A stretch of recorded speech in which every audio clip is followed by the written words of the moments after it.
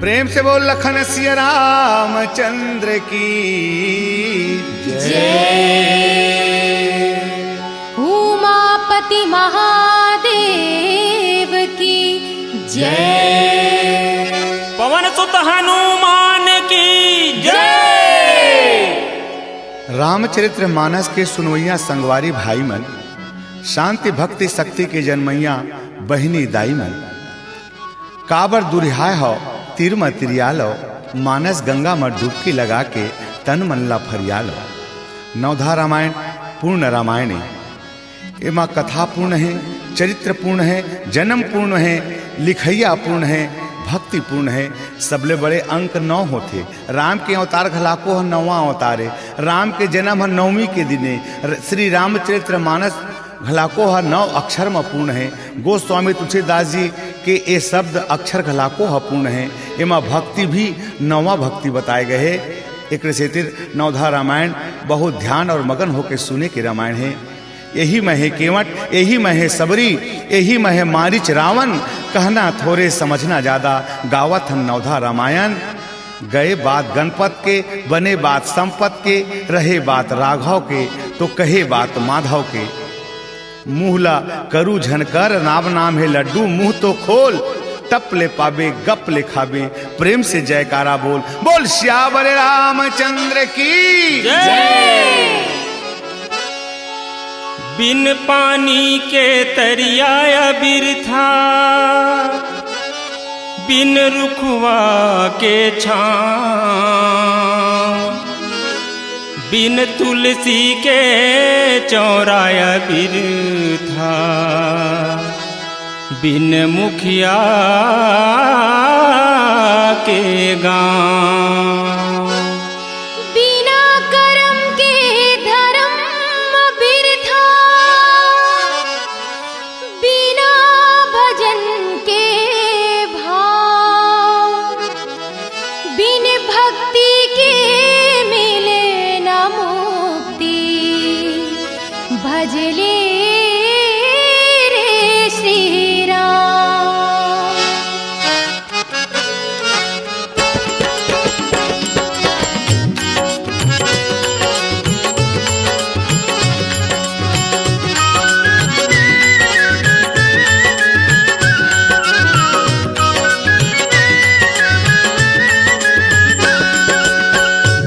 जी हाँ होत कथा श्री राम के, जी हाँ होत कथा श्री राम के। ए मोर भाई पहली बिराजे हनुमान, ए मोर भाई पहली बिराजे हनुमान। तिहा तिहा पहुँचे देवता चारों धाम के, तिहा तिहा पहुँचे देवता चारों धाम के।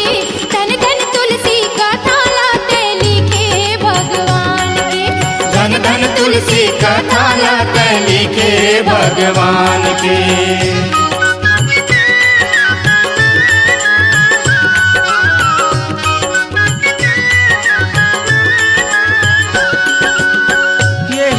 रामायण कथा गंगा सही लागे भैया, डुबकी लगा ले, डुबकी लगा ले रे भैया, डुबकी लगा ले। अमृत धारा बोहे अमृत लागे भैया, जिउला जुड़ा ले, जिउला जुड़ा ले रे भैया, जिउला जुड़ा ले। बड़े बड़े ऋषि मुनि करे गुणगान हो, बड़े बड़े ऋषि मुनि करे गुणगान हो। धन धन तुलसी कथा लाते लिखे भगवान की, धन धन तुलसी कथा लाते लिखे भगवान के।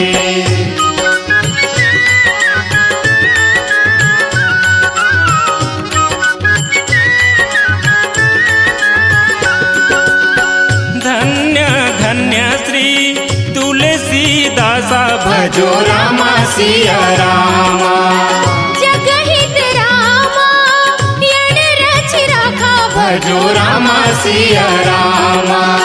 श्री रामायण स्वर्ग निसैनी भजो रामा सिया रामा। भक्त जनन कहा आनंद देनी भजो रामा सिया रामा। जी हाँ होवत कथा श्री राम के, जी हाँ होवत कथा श्री राम के मोर भाई पहली विराजे हनुमान।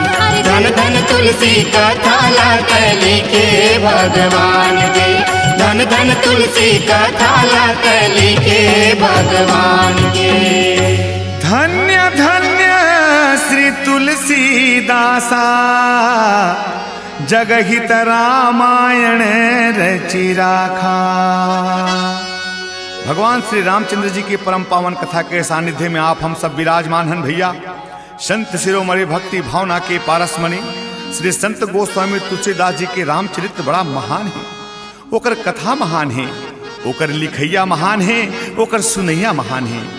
ये हमरे भर देश के बात नो है, ये दुनिया जहान में सबो जगह तुलसी के कथा के बखान है। तय छूट झन जाबे भैया, तय भजबे तभे तो पाबे, तय खाबे तभे तो तोर पेट भरी, तय जन्मबे तो ही है तो मरबे।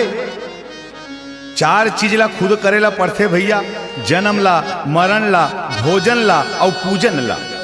मोर बदला तय भोजन कर ले, मोर बदला तय मर जा, मोर बदला तय खा ले, यह नहीं चला, ये ला खुद लग करेला पड़थे।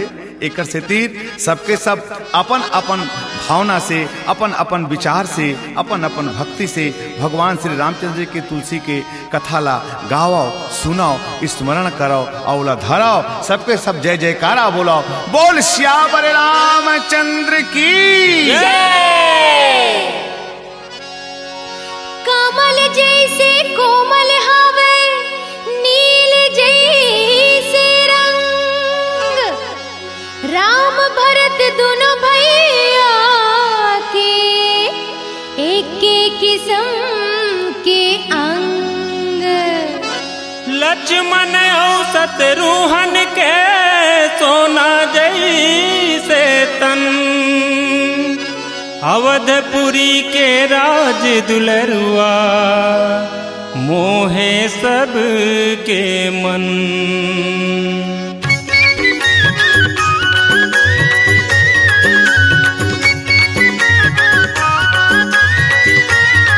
यदि दान लुटावेगा राजा, दान लुटावेगा, यदि अवधपुर के नर नारी मन खुशी मनावेगा, यदि अवधपुर के नर नारी मन खुशी मनावेगा।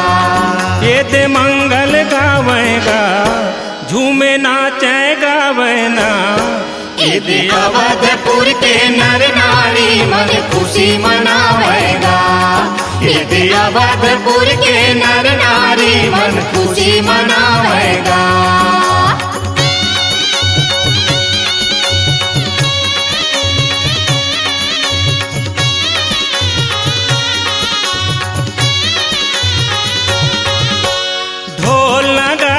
बाजे दमादम बाजे आनंद बधाई, फूल बरसावे देवता मन, जय जय चारों भाई, अरे जय जय चारों भाई। ये दान लुटावेगा, पर्वत दान लुटावेना, यदि अवधपुर के नर नारी मन खुशी मनावेना, यदि अवधपुर के नर नारी मन खुशी मनावेना।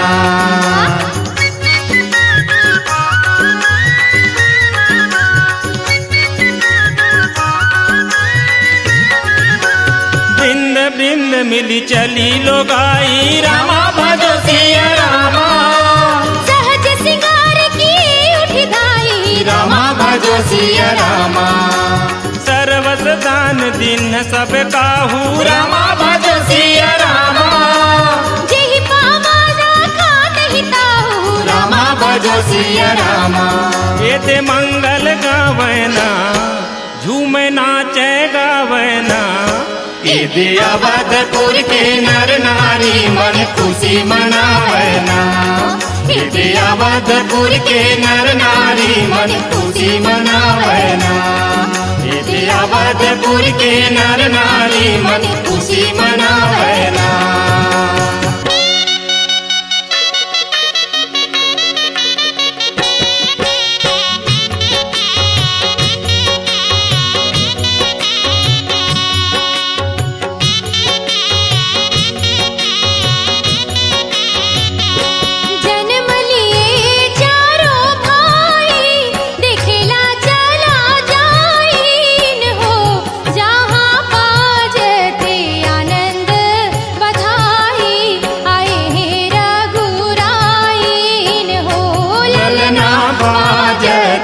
आनंद बधाई प्रगटे रघुराई न हो।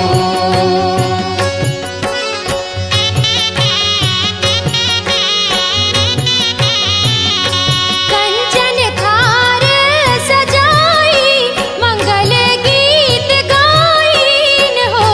चलो जुर्मिल दर्शन पाई कि भाग जगाइन हो।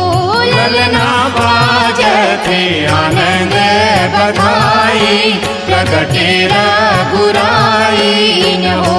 ललना बाजते आनंद बधाई प्रगटे रघुराई न हो।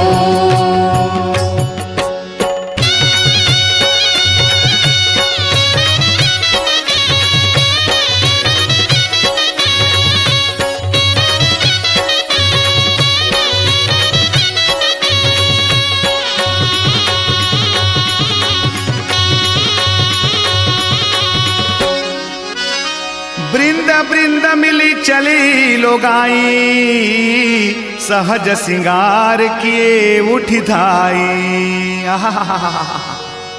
राजा दशरथ के घर चार चार ललना पैदा हुए भैया। कहर महर गली खोल करा थे, उड़ा थे रंग गुलाल। अरे चंदा सूरज घला को रद्दा लभुला गे भैया। राजा पर्वत दान लुटावा थे, पर्वत दान लुटावे राजा बेटा पाइस चार जी। हाथी घोड़ा सोना चांदी बांटे चाउर दार जी। लकर लउहा जाथे बिसहुआ दौड़त जाथे चैती। सब झन ले अघुआगे कुंवरिया बन गे ऊकर पैंती। तय काबर पिछवाहत सबके सब चला, आनंद मंगल बधाई के बाजा में सब शामिल हुआ। गावा मगन हुआ आनंद मनावा। अवधपुरी सब जात हैं, जुरे हावे सबो देवी देवता। दशरथ राजा घर छठी हुआ थे, सबके हे न्योता। जेन अघुआही मजा उड़ाही, काके ढूढ़ी लखाही। जेन पोछवाही हाथ रम जाही, मुड़ धर के पछताही। ये राजा दशरथ के घर लइका नहीं हो हे भैया, ये तोरो घर लइका हो हे, मोरो घर लइका हो हे। ए घर में लइका हो हे, वो घर में लइका हो हे। एक जन्म होले हमर जिंदगी जुड़ाही, हमर सबके नैया पार हो जाही। सबके यही रखवारी करही, यही सब जिंदगी के सुख लदेही। एक से तीर भगवान जन्म लेकर के हमर सबके जिंदगी ला उबारे बर हमर मन के जीवन में आए हैं भैया। ना आरा ना पारा, मुंह में काबर लगाए तारा। राम जन्म के बधाई है, प्रेम से बोलो जयकारा। बोल दे चारों ललना की जय।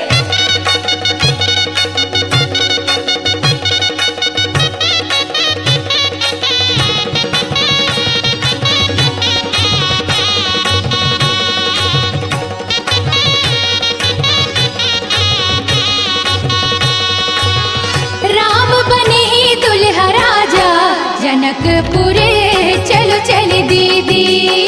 राम बने ही दुल्हा राजा, जनकपुरे चलो चल दीदी। सीता बने ही दुल्हनिया, दिखला जाबो चल चली भाई। सीता बने हे दुल्हनिया, दिखला जाबो चल चली भाई।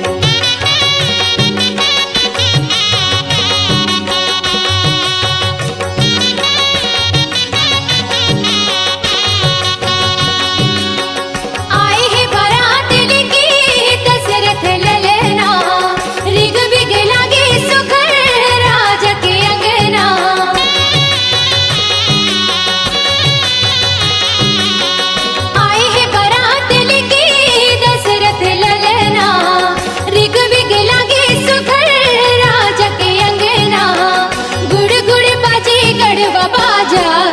जनकपुरे चलो चली दीदी।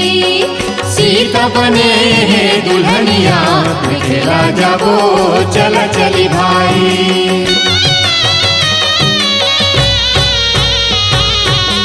प्रेम पुलक मन हृदय उछाहु चले बिलोकन राम विवाहु।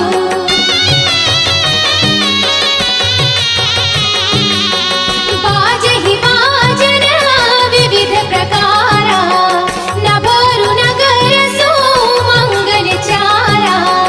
गुड़ गुड़ बाजे गढ़वा बाजा जनकपुरे चलो चली दीदी। सीता बने है दुल्हनिया दिखेला जाबो चल चली भाई। दिखेला जाबो चल चली भाई। दिखेला जाबो चल चली भाई। प्रेम पुलक मन हृदय उछाहु चले बिलोकन राम विवाहु। बाजहि बाजन विविध प्रकारा न भयरु नगर सुमंगल जारा। राम सीता के जामर जोड़ी चुक चुक ले दिखा थे भैया। राजा जनक और दशरथ जी सुघर समझी में फवा थे भैया। देखेला चला जाबो बिहाव चौक खूट मा। राम सीता के बिहावला तो देखबे करबो। लखन भरत शत्रुघ्न के बिहावला देखे बर पाबो मुफ्त मा। काबर भुलाए हत नहीं देखे हथत का। चल बिहावला देखे बा जाबो नहीं तो ये जीवरा हर छूट जाही और बिहावला देखे ला नहीं पाबो। कहे भी हमें जब स्टेशन में जाबे तो सब कोई काय कहते गाड़ी है छूट गए। अरे गाड़ी है नहीं छूटे भैया तय छूट गए है। गाड़ी तो चल दिस ऐसने ए बर बिहाव तो आघू ले निकल जाही और तय छूट जाबे। अब बिहावला देखे नहीं पाबे मजा ले नहीं पाबे। प्रेम से जयकारा बोलाओ बोल सियावर रामचंद्र की जय।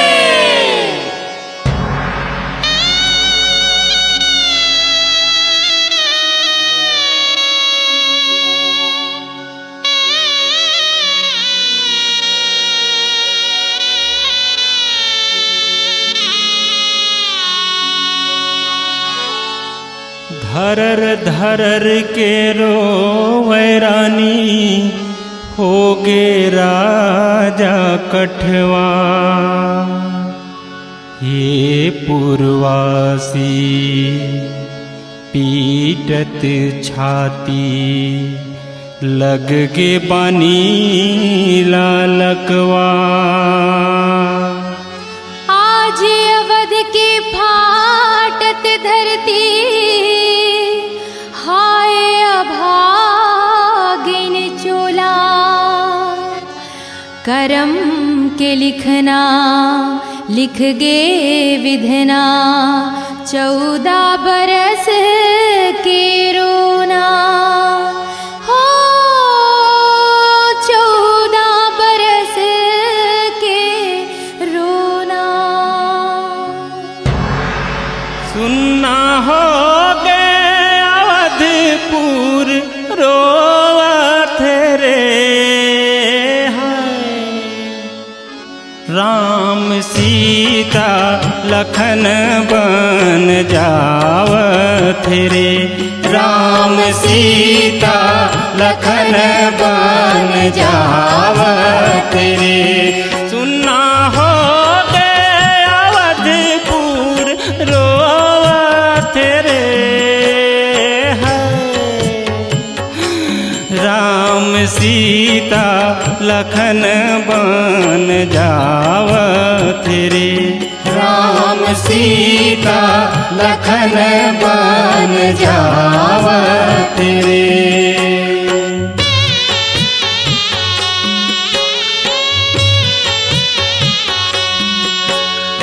राम राजा हो ही कही के मन हमर कुल के का रचना रचे भगवान।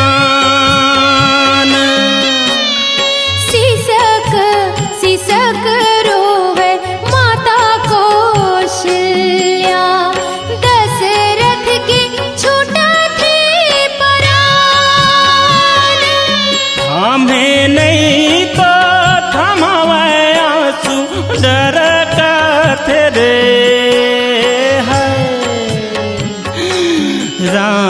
सीता लखन बन जावत रे।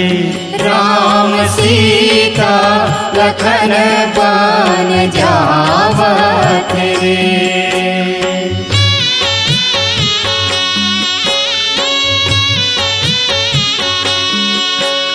सुनी भय विकल सकल नर नारी।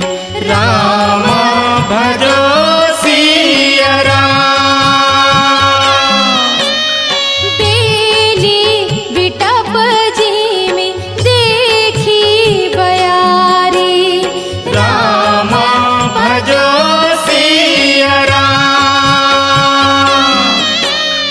जो जहाँ सुनई धुनई सिर सोई।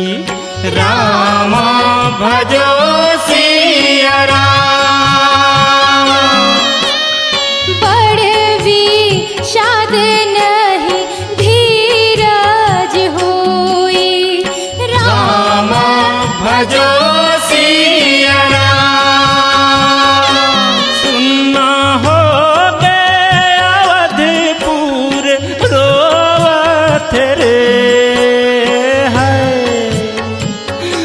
राम सीता लखन बन जावत रे। राम सीता लखन बन जावत रे। राम सीता लखन बन जावत रे।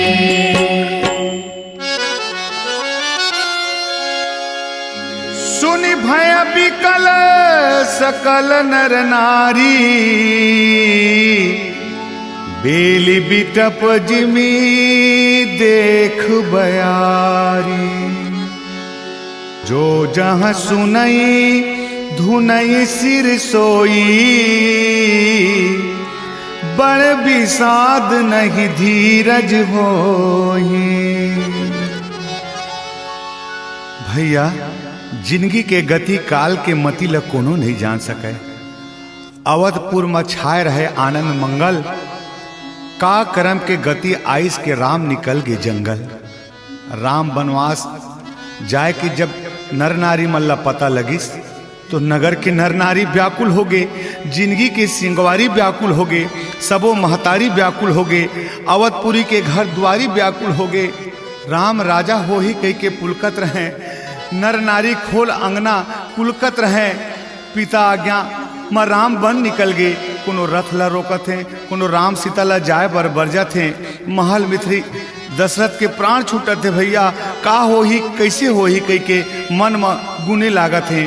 राम जैसे अवध ले निकल गए उसने हमर हृदय अवध ले राम न निकल जाए। भैया एला थामे रही हो काबर की कोनो लोभ मोह के जब पड़थे माया।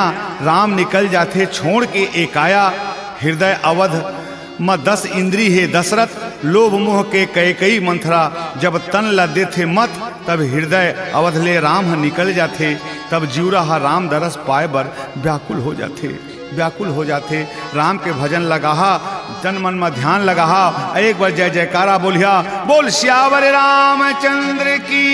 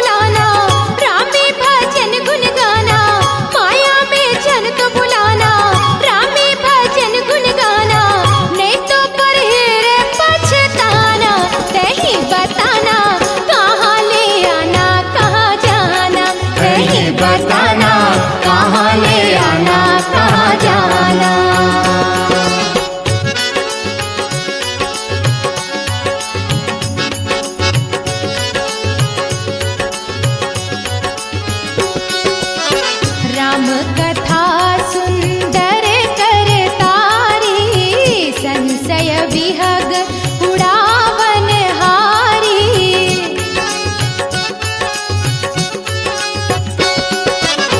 कल युग केवल नाम आधारा सुमिर सुमिर नर उतरहि पारा माया में जन तो बुलाना रामे भजन गुण गाना माया में जन तो बुलाना रामे भजन गुण गाना नहीं तो पर हेर पछताना रही बताना कहाँ ले आना कहाँ जाना रही बताना कहाँ ले आना कहाँ जाना रही बताना कहाँ ले आना कहाँ जाना रही बताना कहाँ ले आना कहाँ जाना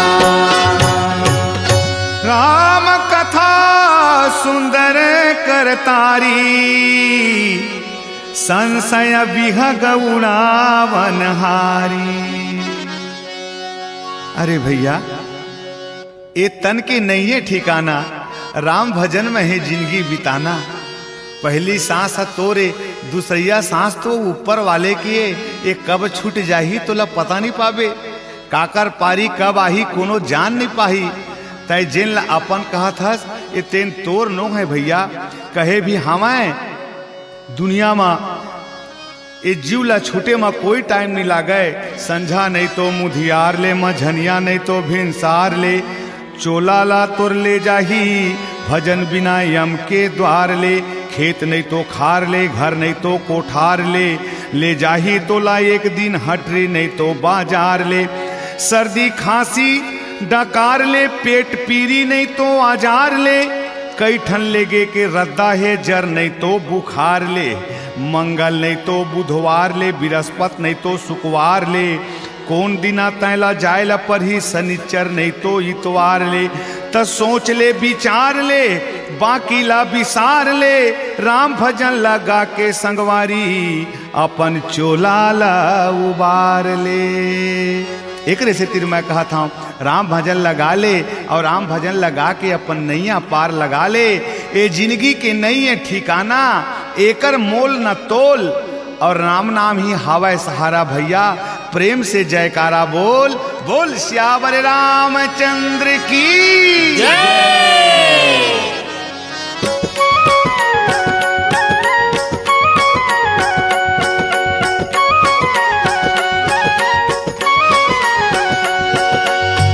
आगे रे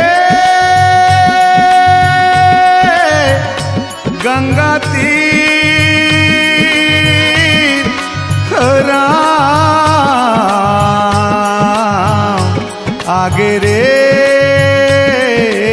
भाई रे। आए राम रघुराई रे, संगे लखन सिया माई रे, राम चरण ला धोके भैया नैया पार लगाई रे। गंगा तीर राम आगे रे, गंगा तीर राम आगे रे, हाय रे गंगा तीर राम आगे रे, गंगा तीर राम आगे रे।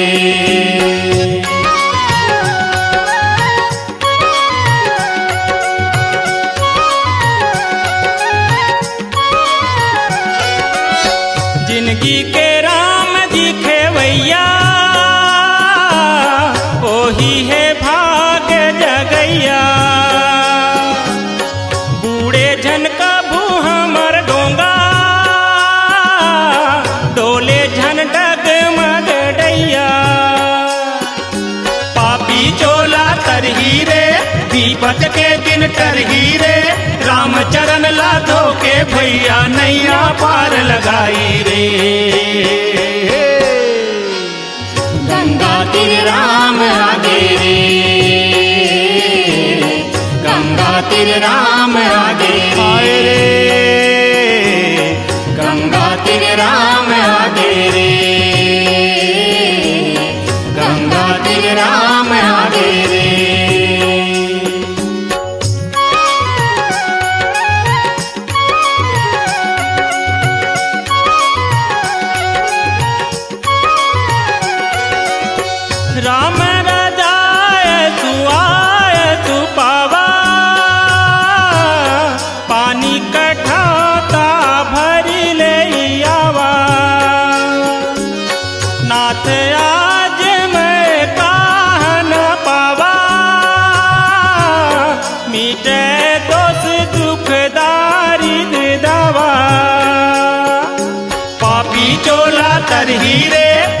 विपत के दिन टरही रे, रामचरण ला धोके भैया नैया पार लगाई रे।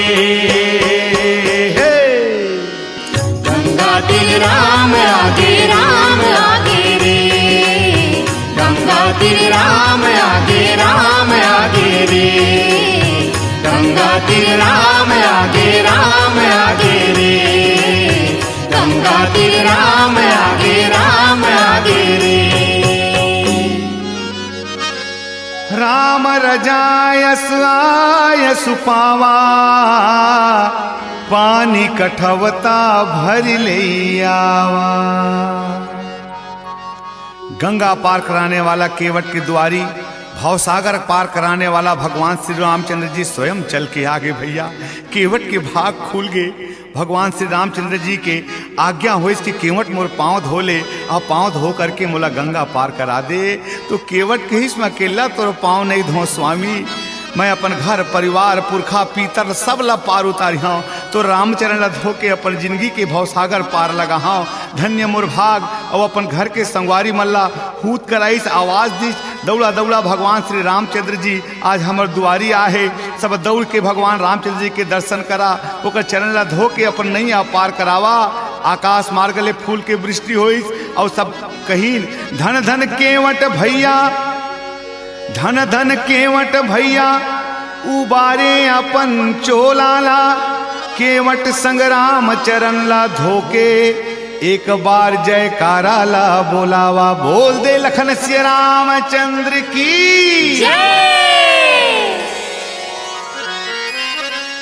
अरे सत्संग नहीं करे सकजता कोनो लतंग झनकर, सम के बुताए ल नहीं जानस्ता भंग भंग ले झनबर। स्वार्थ के संगत धर के रावण पहुँचे मारीच घर, बन जा मामा कपटी मिर्गा आज लाओ सीता लाहर।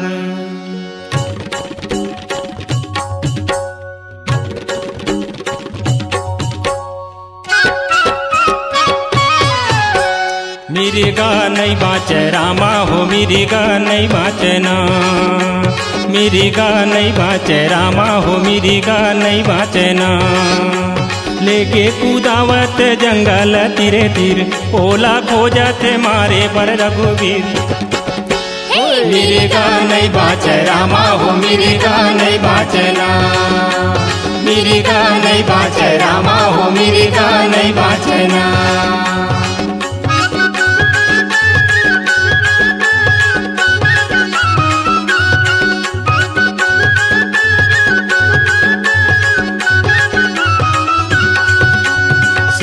के मिर्गा हो ये दे भागत ये दे दौड़त मिर्गा हो, कपटी है निमगा हो ये दे लुकत ये दे छुपत मिर्गा हो। मिर्गा नहीं बाँचे रामा हो, मिर्गा नहीं बाँचना, मिर्गा नहीं बाँचे रामा हो, मिर्गा नहीं बाँचना।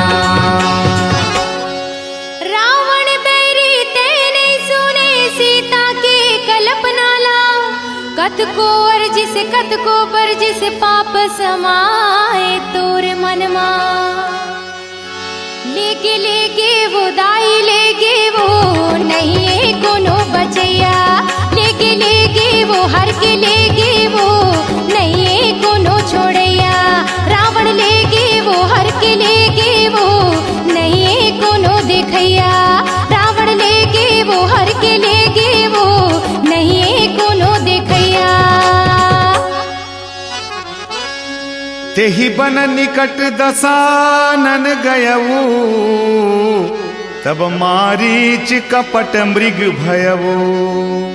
सीता के बिलाप सुनि भारी, भयऊ चराचर जीव दुखारी। सत्संग के असर भारी होते भैया। रावण के संगत में मारीच मर गे। रावण राम सो तपिस, ओकर बर वह खपिस। दुनिया में आनो के चीज ला वह अपन चीज का है। मोर ला मोर, तोर ला तोर, ये समझने जानने वाला आदमी ही दुनिया में जिए सकते हैं भैया। पहले के समय रहे तो तोर हा तोरे और मोर हा घलाको तोरे। ओकर बाद जमाना आइस भैया तोर हा तोरे मोर हा मोरे।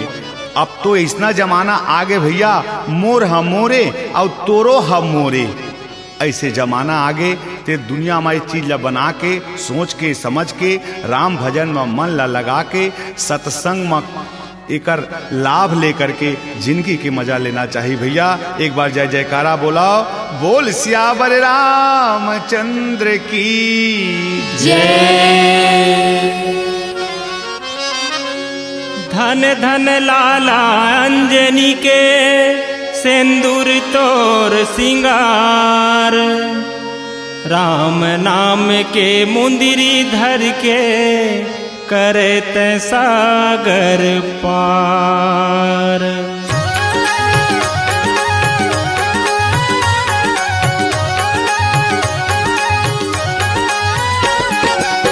अंजनी के लाला बजरंगी हो तोरे महिमाया पार है। अंजनी के लाला बजरंगी हो तोरे महिमाया पार है। विपद के बने तहा संगी हो तोरे महिमाया पार है। विपद के बने तहा संगी हो तोरे महिमाया पार है।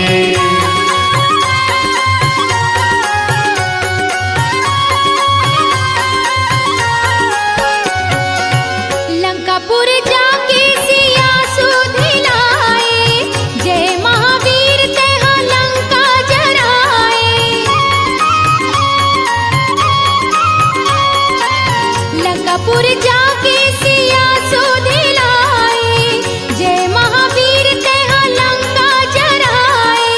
लक्ष्मण के प्राण बचाए हो तोरे महिमाया पार है। अंजनी के लाला बजरंगी हो तोरे महिमाया पार है।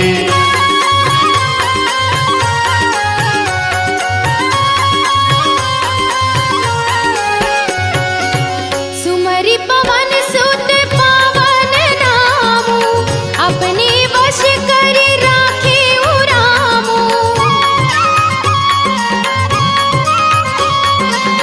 दीन दयाल विरद संभारी, हरहु नाथ मम संकट भारी। लंका मम चे हाहाकार हो तोरे महिमाया पार है। अंजनी के लाला बजरंगी हो तोरे महिमाया पार है। विपद के बने तहा संगी हो तोरे महिमाया पार है। अंजनी के लाला बजरंगी हो तोरे महिमाया पार है। सुमरि पवन सुत पावन नामू, अपने बस करी राखे रामू। हनुमंत लाला वीर बजरंगी भगवान श्री रामचंद्र जी के परम भक्त परम सेवक हैं भैया। सुग्रीव जी ला किष्किंधा के राजा, विभीषण जी ला लंका के राजा प्रदान करके हनुमान जी रामचंद्र जी के चरण सेवक के परम भक्त कहाँ हैं। और आज राजा रामचंद्र जी हनुमान जी की मदद से लंका में विजय प्राप्त करके अवधपुरी लहुटत हैं। अवधपुरी के नर नारी निहारत भगवान के राम के रद्दा देखत, राम के रास्ता देखत बाट जोहत है भैया। सब नर नारी ला पता चला थे भगवान राम ओदे आवत थे। सब जय जयकारा बोलीन, कहीं बोल सियावर रामचंद्र की आवत आवत आवत रे, आवत आवत आवत रे रघुनंदन रथ चढ़ी। आवत रे रघुनंदन अवधपुरी, आवत रे रघुनंदन रथ चढ़ी। आवत रे रघुनंदन अवधपुरी। जय जय जय सब देव करत है, नभ से देव सुमन बरसत है। राम लखन सिया की आरती करिए सियावर की, आरती करिए सियावर की, आरती करिए सियावर की।